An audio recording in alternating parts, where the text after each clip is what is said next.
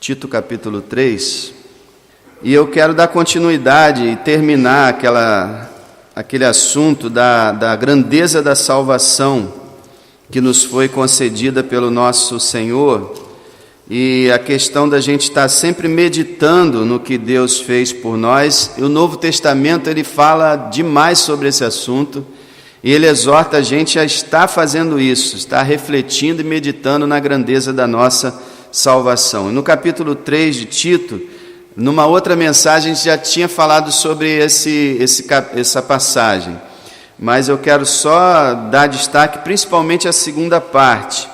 Mas olha a partir do versículo 3. Porque também nós éramos, noutro tempo, insensatos, desobedientes, extraviados, servindo a várias cobiças e deleites, vivendo em malícia e inveja, odiosos e odiando-nos uns aos outros. Falei sobre isso outro dia, que a pessoa salva, ela se vê nesse versículo 3, ela se reconhece aqui. E quando uma pessoa não se vê dessa forma antes de Cristo, é porque realmente ela não recebeu o novo nascimento. Porque todo salvo, ele viu que ele era. Se fizer uma entrevista com o salvo e perguntar a ele, como é que você era antes de Cristo? Ele vai dizer, eu era um insensato, eu era um desobediente, eu era um extraviado, eu servia várias cobiças e deleites, eu vivia em inveja e malícia, e odioso e odiando um ao outro. Essa é a descrição do homem no pecado. A exceção é feita às pessoas que não são muitas, é raros casos, as pessoas que nascem na igreja e são regeneradas muito cedo. Existiu o caso de pessoas que foram salvas com 6 anos, com 7 anos. Eu já batizei pessoas aqui com 9 anos e que até hoje estão no Evangelho. Essas pessoas é que não deu muito tempo para elas se verem dessa forma, sim, porque praticamente elas lembram da vida delas quase que como toda já servindo a Deus. É a exceção, o restante de todos nós nos víamos dessa forma. Mas olha o versículo 4. Mas quando apareceu a benignidade, o amor de Deus, nosso Salvador, para com os homens, então a nossa salvação aconteceu porque apareceu a benignidade, o amor de Deus para conosco. Versículo 5. Não pelas obras de justiça que houvéssemos feito.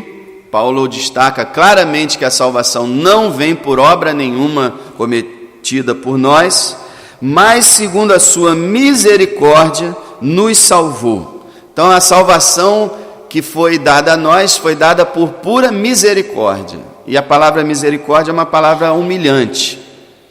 Quando as pessoas falam assim, tem misericórdia, as pessoas não sabem o que estão falando. Misericórdia é pena.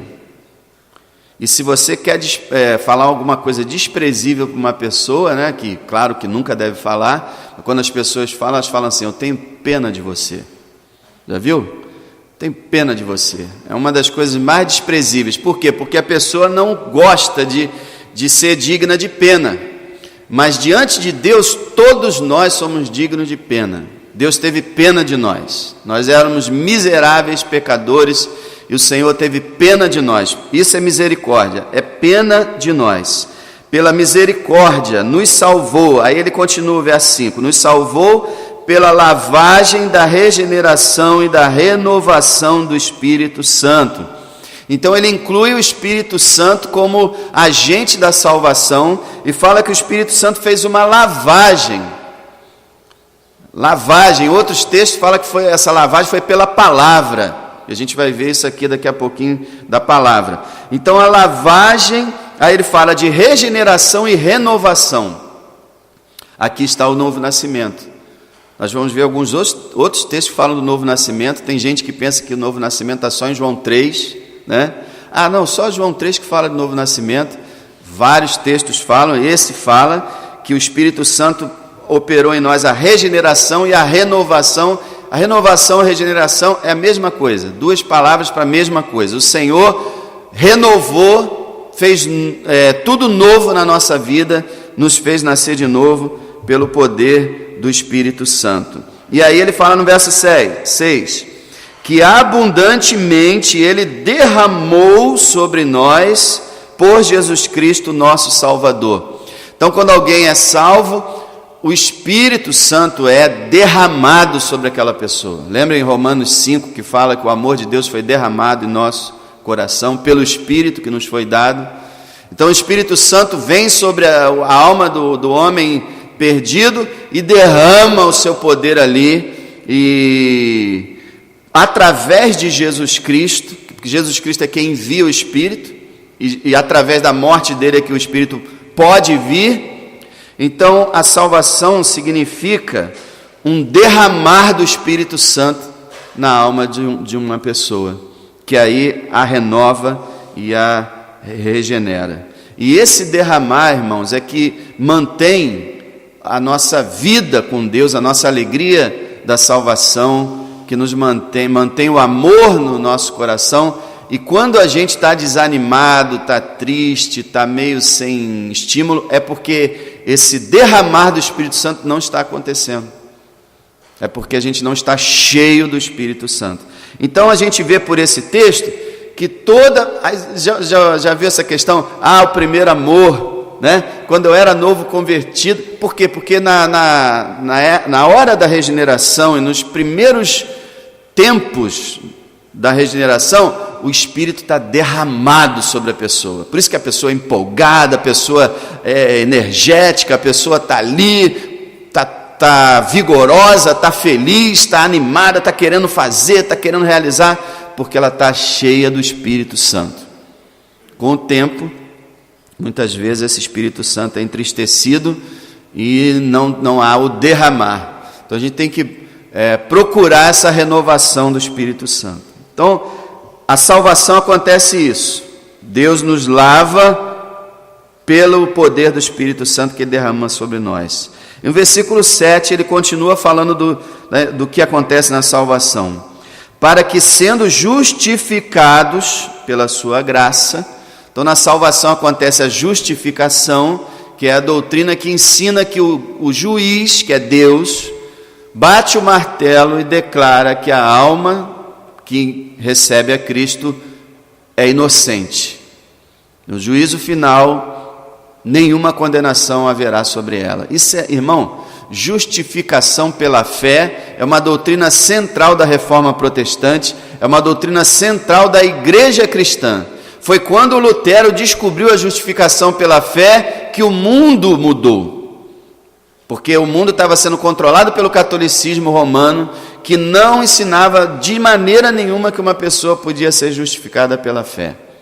Era justificada pelos sacramentos, justificada pela religião, justificada pelas obras, mas na verdade é pela fé. E aqui diz pela graça. Então, irmão, olha que coisa maravilhosa.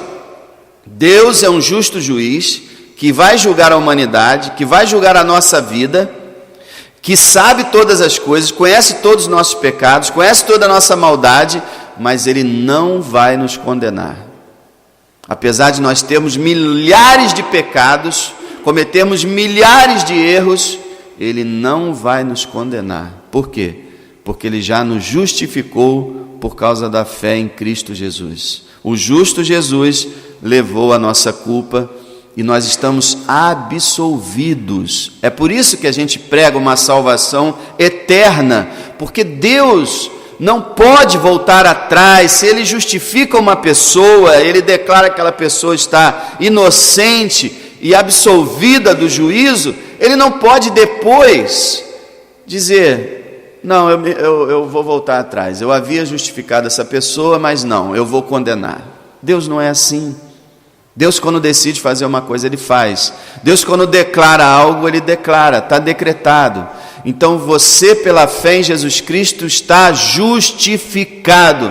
Justificação é maior do que perdão, porque perdão é o seguinte: Deus diz assim, eu te perdoo de todos os seus pecados. Já é maravilhoso, mas justificação é o seguinte: eu não vejo pecado em você. É como se fosse assim, um criminoso está condenado à morte e chega o governador e diz, eu ofereço a graça, a misericórdia do governo, você pode ir para casa, não há mais sentença contra você. Você não vai mais morrer, está perdoado. Agora, a justificação é o governador chegar e falar assim: nós revimos os autos e vimos que você não cometeu aquele crime. Então você está absolvido. Você não está perdoado, você está absolvido. Você sai sem crime algum. Justificação é isso, irmão. É maravilhoso. Você está absolvido, não só perdoado. É como se você nunca tivesse cometido nenhum pecado. Deus olha para você e sobre você está a justiça de Cristo, o manto de Cristo. Então ele vê você e vê o Salvador cobrindo os seus pecados. E como Deus diz: eu pego os pecados deles e lanço no fundo do mar. Eu não me lembrarei mais dos seus pecados. Isso é maravilhoso, irmão. Nenhuma condenação há para os que estão em Cristo Jesus. A gente vive se condenando, se culpando, e é claro que a gente deve reconhecer nossa culpa, o nosso pecado, e pedir perdão a Deus, mas a gente não pode aceitar as acusações do tentador e ficar cabisbaixo e derrotados, porque Deus já nos justificou.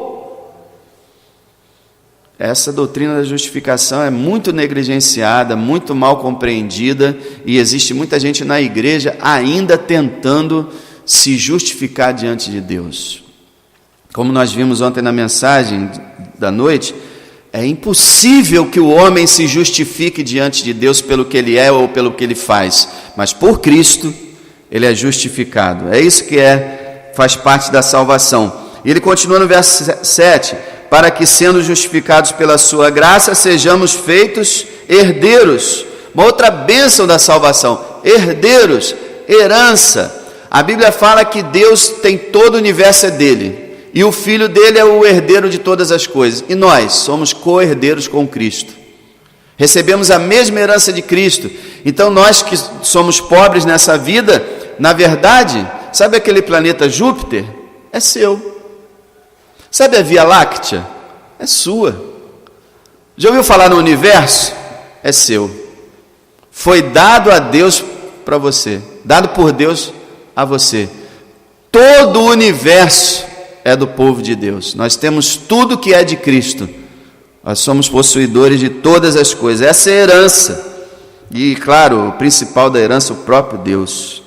Então, sejamos feitos herdeiros segundo a esperança da vida eterna. Salvação é vida eterna. É vida para sempre com Deus na glória celestial. Então, irmãos, essa passagem fala de maneira maravilhosa. Agora abre em Tiago capítulo 1, verso 18. Segundo a sua vontade, ele nos gerou pela palavra da verdade, para que fôssemos como primícias das suas criaturas. Veja o que é a salvação. Primeiro, a salvação foi pela vontade de Deus. Por que você foi salvo? Porque Deus assim o quis. Maravilhoso. A vontade de Deus foi salvá-lo, e ele salvou você. Ah, mas por que ele me salvou? Porque ele quis. Maravilhoso. Segundo a vontade de Deus, ele nos gerou. A salvação é o novo nascimento. Deus gera em nós uma vida espiritual que não havia antes. Você entende o que é novo nascimento, irmão? Algo aparece na tua vida que não existia antes. Não é uma coisa que Deus melhora, não. Não havia, o espírito seu, o seu espírito estava morto. E Deus dá vida àquilo que estava morto. Ele gera. Por isso que a gente é filho de Deus, porque ele nos gerou. Filhos espirituais de Deus, ele nos gerou. E gerou como? Pela palavra da verdade. Foi pela Bíblia Sagrada, pelo Evangelho, pela mensagem da salvação, ele nos gerou. É por isso, irmão, que eu não entendo aquele que afirma ser cristão e não gosta de Bíblia. Afirma ser cristão e nunca lê a Bíblia. Tem cristão que diz: a Bíblia é muito chata. Eu não acredito que essa pessoa seja cristã.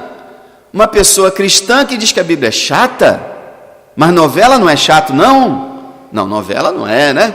Filme não é, Facebook não é, internet não é, mas a Bíblia é chata. Não, de maneira nenhuma. Uma pessoa regenerada, ela ama a palavra de Deus, ela ama a Bíblia, porque foi essa palavra que a salvou, que trouxe vida a ela.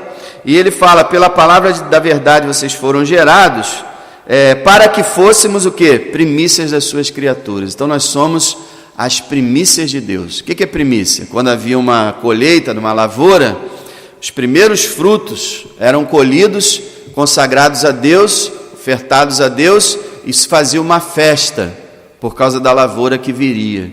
Nós somos as primícias da humanidade, aqueles que foram recolhidos por Deus para a sua glória. E somos primícias no sentido de que somos a elite, somos o povo escolhido, a nação santa, o sacerdócio real. Nós somos especiais, as primícias das suas criaturas. E isso tudo sem mérito nenhum. Nunca merecemos coisa alguma. E o Senhor fez tudo isso, pela palavra da verdade. Agora veja em 1 Pedro, capítulo 1, próximo livro, 1 Pedro, capítulo 1, verso 23. Quase a mesma coisa, olha só. Sendo de novo gerados, capítulo 1, verso 23. Sendo de novo gerados, olha, de novo gerado, o que é isso?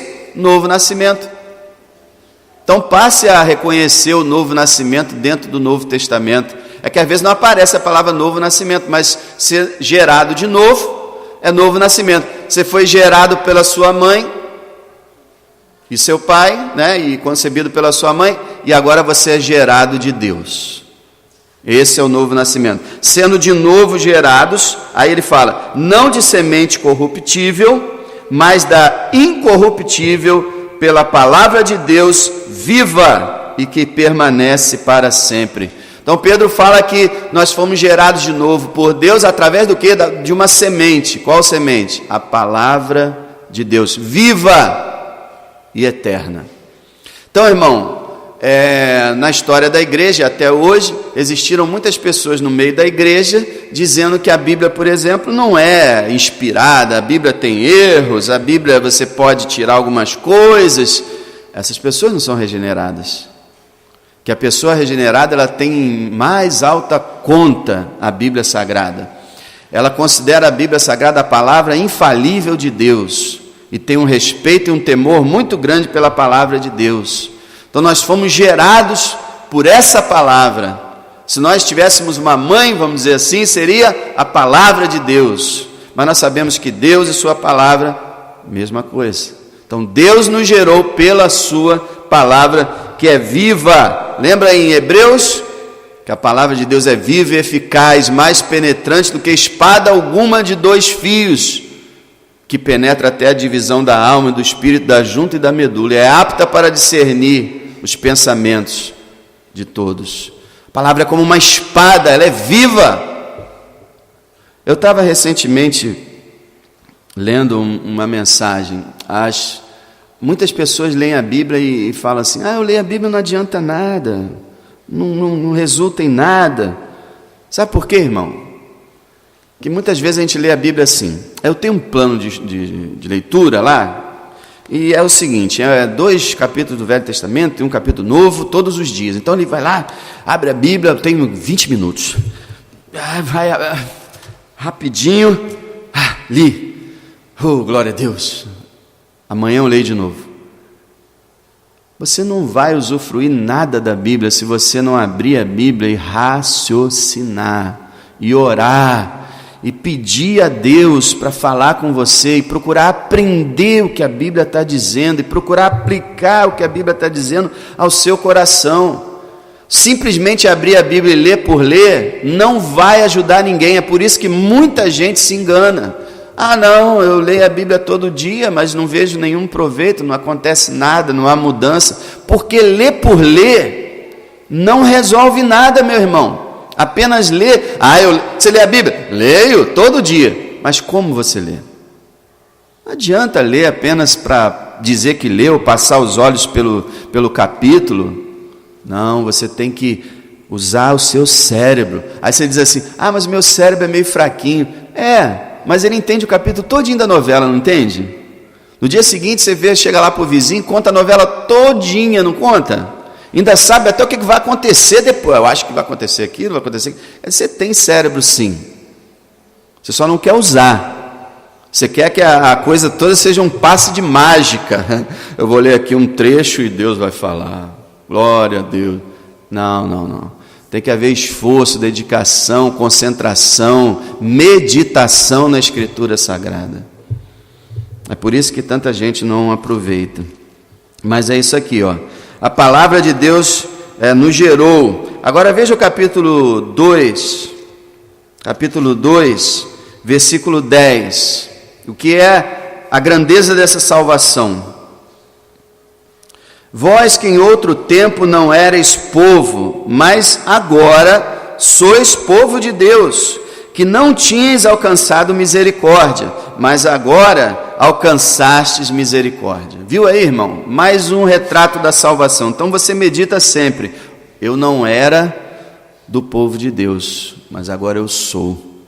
Eu não tinha a misericórdia de Deus, mas agora eu tenho.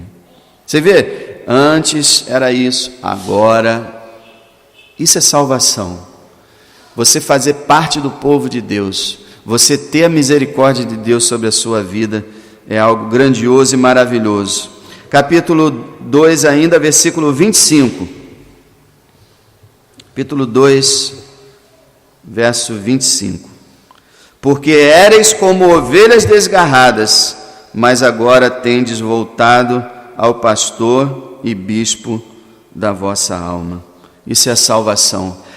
Nós éramos como ovelhas desgarradas. Lembra de Isaías 53?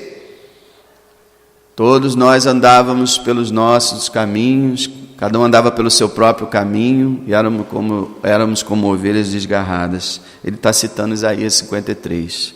Nós estávamos separados de Deus, afastados do Criador, longe da salvação, mas agora vocês têm voltado ao pastor e bispo da vossa alma, que é o Senhor Jesus Cristo.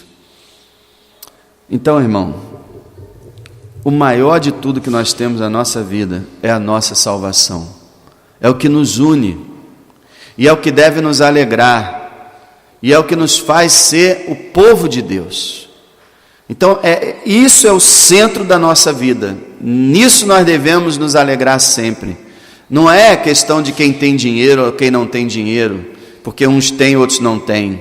Nem quem tem uma família boa, quem tem uma família ruim, porque uns têm boa, outros têm ruim. Não é também quem tem saúde ou quem tem enfermidade, porque uns têm saúde, outros têm enfermidade.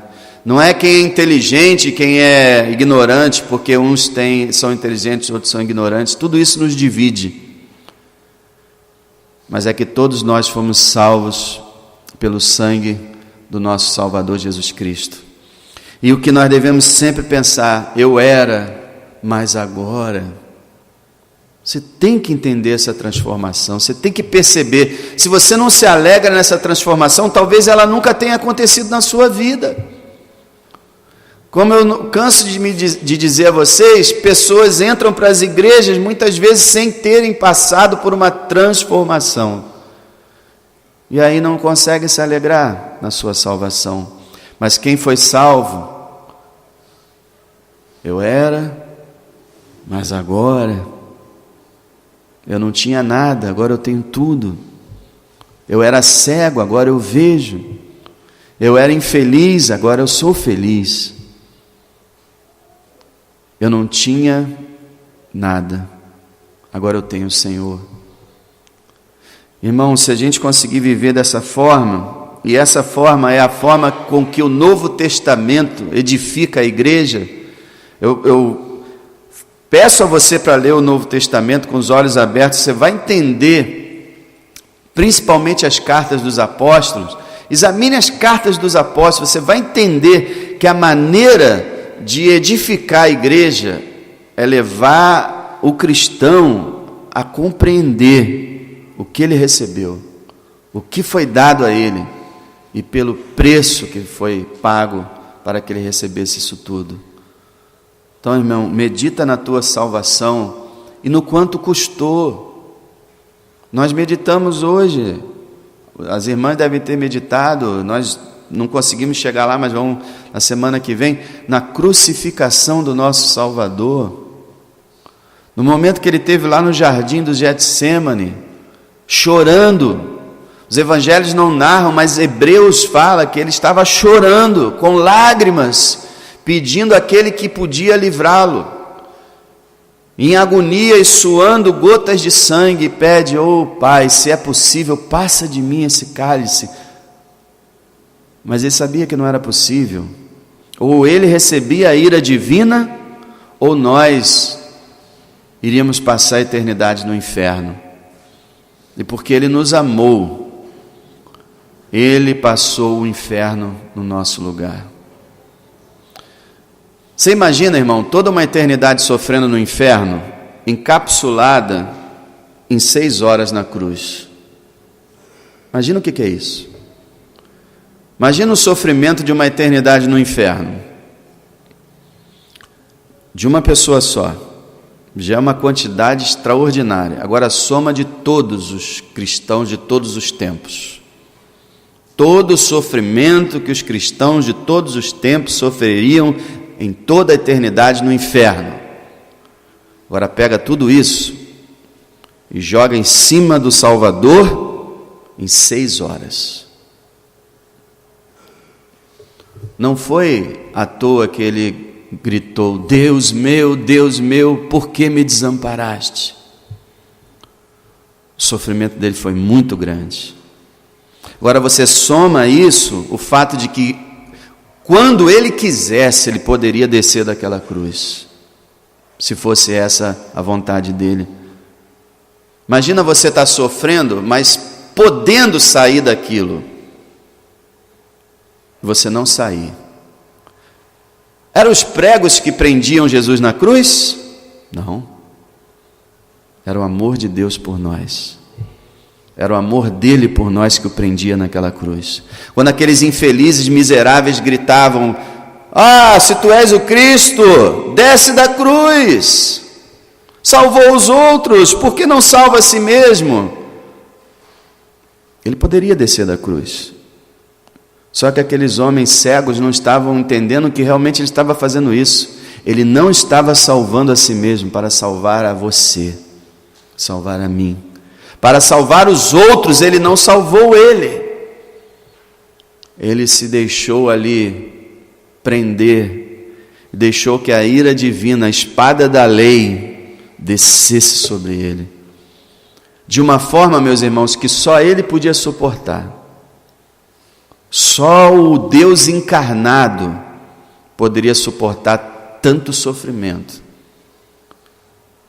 Novamente eu peço a você meditar nisso.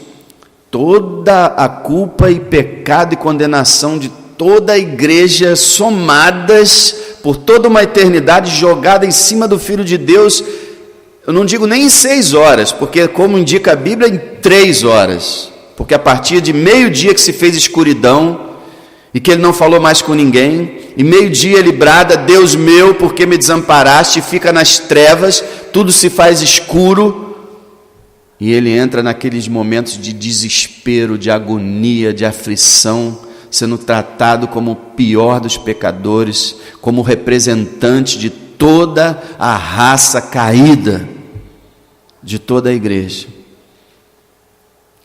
Se você não puder ver amor nisso, eu não sei em que você vai ver amor. O ser humano é muito, muito, muito insensato. Consegue ouvir uma coisa dessa e não sentir nada, e consegue ver uma baboseira na televisão e chorar. Isso é amor. E esse foi o preço que o bendito Salvador pagou pela nossa salvação. Então, irmão, quando a igreja começa a pregar prosperidade, autoestima, família e cura interior, ela está desprezando o que o Filho de Deus fez naquela cruz. Salvação é a mensagem central da igreja, do cristão, da nossa vida. E é a razão do nosso louvor. Quando nós entrarmos na glória, todos nós juntos, já leu em Apocalipse 5? O que nós vamos cantar? Bendito seja o Cordeiro de Deus, que com seu sangue comprou homens de toda a tribo, língua, povo e nação. E para o nosso Deus os fizeste reis e sacerdotes, e eles reinarão para sempre. Se você tiver, irmão, de olho na eternidade, já visualizando a sua entrada na glória celestial, nada, irmão, vai te desanimar nessa terra. Nada vai separar você da alegria da salvação. Nada você vai se apegar. Você não vai se apegar a roupas, calçados, carros, casas, fama, passeio, dinheiro, festa. Tudo isso vai ser secundário. Você vai estar apegado ao teu Salvador. Então, se você estiver num barraco ou numa mansão, a tua alegria vai ser a mesma. Que Deus abra os seus olhos, meus irmãos, para vocês poderem contemplar tudo que Deus fez, tudo que Jesus conquistou na cruz, é direito nosso, é nossa herança. Você possa, irmão, ver isso, e se foi pago por um preço tão alto, é porque é algo muito, muito, muito, muito importante e central, é o que toda pessoa precisa. Salvação. E você que está aqui entre nós e não é salvo ainda, olha para Jesus, que abriu os braços, teve seus braços estendidos naquela cruz para que você fosse salvo. Confia no Cordeiro, confia naquele que morreu, e você também será salvo. Crê somente em Jesus Cristo e você terá a vida eterna.